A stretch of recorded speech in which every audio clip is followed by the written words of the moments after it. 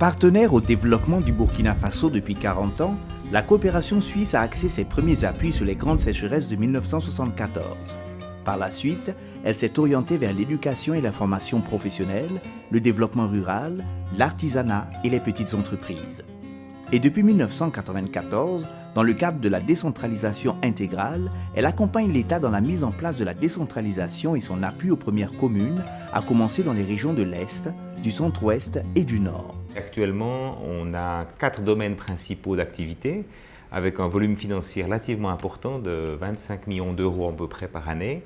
On est dans le domaine de la décentralisation, dans le domaine du développement rural, la formation professionnelle et l'éducation de base et l'appui macroéconomique. Et on essaye d'avoir des appuis au niveau local, dans les communautés, dans les communes, au niveau individuel, et on essaye de compléter ça avec un appui au niveau national, dans des fonds communs, dans des mécanismes avec le gouvernement, pour que les expériences qui se font au niveau local puissent être répliquées au niveau national.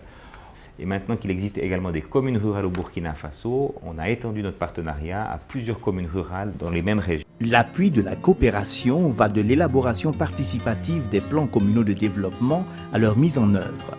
Et pour se donner plus de chances d'atteindre les objectifs de ces interventions, la coopération suisse s'appuie sur l'expertise locale qui a une meilleure connaissance de l'environnement. C'est ainsi qu'elle a mandaté le bureau GEDES pour la mise en œuvre et le suivi de son aide au développement. GEDES a mis en place une unité de projet qui s'appelle la cellule d'appui à la gestion des collectivités dans la phase précédente et qu'on a transformée en cellule d'appui à la gestion des collectivités territoriales dans la phase actuelle. Débuté en 2008, le programme AGCT s'inscrit dans la continuité des appuis de la coopération suisse au Burkina. Il concernait au départ les communes de Fada, Koudougou et Waïguya et s'est étendu progressivement à 4 communes rurales dans chacune des régions bénéficiaires des appuis de la coopération suisse. Les collectivités régions des 3 zones d'intervention du programme ont porté à 18 le nombre de collectivités soutenues dans le cadre de l'AGCT. La philosophie de la coopération suisse étant d'appuyer les communautés afin qu'elles puissent s'autopromouvoir sur la durée. Les appuis du programme AGCT s'articulent autour de 4 axes principaux qui permettent de prendre en compte les besoins prioritaires de développement des communautés. Ces 4 axes sont le renforcement des capacités des acteurs, l'appui à la maîtrise d'ouvrages hydrauliques et à l'assainissement, les investissements marchands, l'appui aux organisations socio-professionnelles et de la société civile. Les recettes générées par ces infrastructures permettent aux communes de réaliser d'autres infrastructures sociales telles que des écoles, des lycées, des forages, etc. Pour combler le déficit de compétences au sein des administrations communales, les communes bénéficiaires des appuis ont créé les établissements publics communaux de développement qui sont les maîtres d'œuvre délégués de l'intervention suisse au niveau communal dans chaque région. Il faut noter cependant que la mise en œuvre du programme comportait quelques contraintes liées d'une part à l'analphabétisme et aux difficiles changements de comportement et d'autre part au délai d'exécution des projets et au changement des élus en cours d'exécution des projets.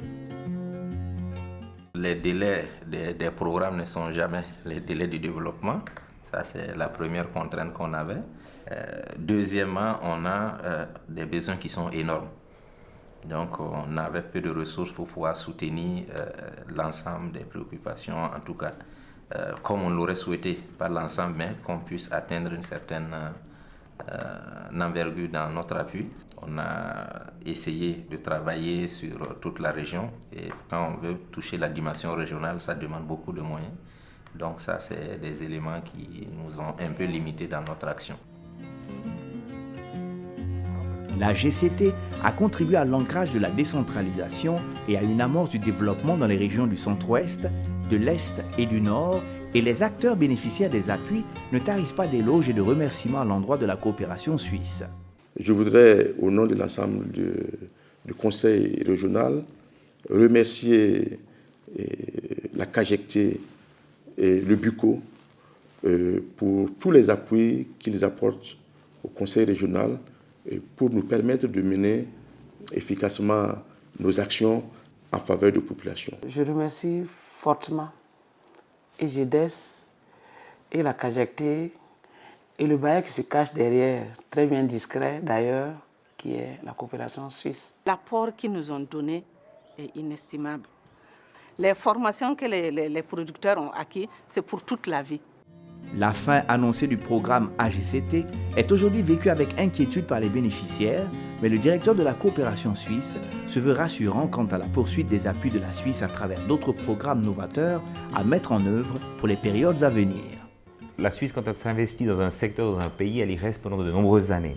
C'est vrai que dans la décentralisation, on est déjà actif depuis environ 20 ans et on vient de faire approuver une nouvelle étape de ce programme et on a donc des perspectives pour plusieurs années à venir dans ce secteur-là, basées sur les expériences positives que nous avons eues sur le passé. En principe, ce programme va continuer et va évoluer et prendre plus d'ampleur.